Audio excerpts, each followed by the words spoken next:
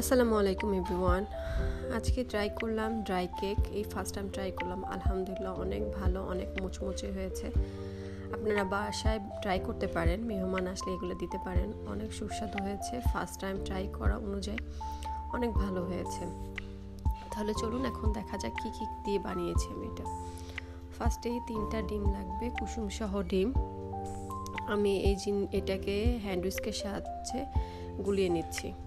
তারপর এর মধ্যে লাগবে 1 কাপ পরিমাণ চিনি। এটাকে আপনারা আস্তই দিবেন, ব্লেন্ডার করার কোনো দরকার নেই, কারণ হ্যান্ড উইস্কের সাথে করার সাথে সাথে এটা মিক্সড হয়ে যাবে ডিমের সাথে। এভাবে আস্তে আস্তে করে মিক্সড করবেন। তারপরে হাত দিয়ে করাটা আসলে টাফ। এরপর আমি হ্যান্ড ব্লেন্ডার নিয়ে নিয়েছিলাম। এটা দিয়ে আমি করে সেই যে জিনিসটা এরকম হবে, মাখা মাখা যখন চিনিটা গলে যাবে তখন এটা সাদা ক্রিম টাইপের একটা ভাব চলে আসবে ডিমের অংশটা চিনিটা এই যে মিক্সড করে ফেললাম। এখন এর মধ্যে দিয়ে দিব 100 গ্রাম হচ্ছে গিয়ে বাটারটা একটু জাল করে নেবেন, যার বাটারটাই নরম করতে সাহায্য করে ড্রাই কেকটাকে। 100 গ্রাম বাটার দেওয়ার পর আরেকবার আমি হ্যান্ড উইস্ক দিয়ে এটাকে আরও ভালোভাবে ব্লেন্ড করে নিচ্ছি। এখন এর মধ্যে দিয়ে দিব ফ্লেভার বা স্মেল আসার জন্য 1/2 চা চামচ ভ্যানিলা এসেন্স দেওয়ার পর আবার কিছু টাইম ব্লেন্ডার করতে হবে। তারপরে দিয়ে দিচ্ছি 1 কাপ বেকিং সোডা বা বেকিং পাউডার। তারপর দিয়ে দেবো 1 কাপ ময়দাটা একটু চেলে নেবেন, তাহলে ওই যে উপরে যে লাম্পস ভাব ওইটা থাকে না।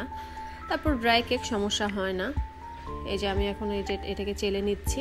তারপরে আস্তে আস্তে হাতের সাহায্যে এটাকে মিক্সড করে নিব, খুব ভালোভাবে মিক্সড করতে হবে।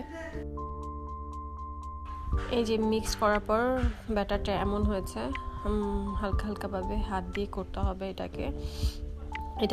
এটাকে কোনো ব্লেন্ডার করা যাবে না। এখন একটা মোল্ড নিয়ে নিলাম, আমার যদিও ওরকম মোল্ড নেই এটা বানানোর জন্য, ফার্স্ট টাইম ট্রাই যেহেতু করেছি। সো এরকম গোল কেকের মোল্ডের মধ্যে নিয়েছি। আপনারা বড় চ্যাপটা মোল্ড নিয়ে নেবেন, যেগুলোতে সুন্দর হয়, মানে বড় হয়।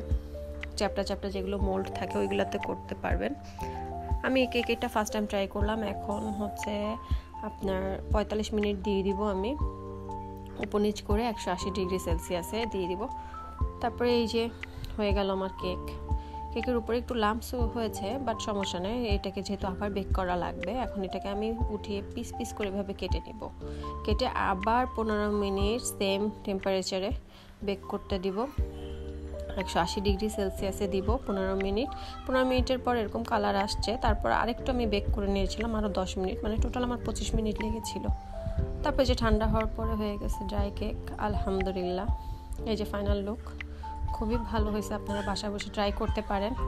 ভালো থাকবেন, সুস্থ থাকবেন, আল্লাহ হাফেজ।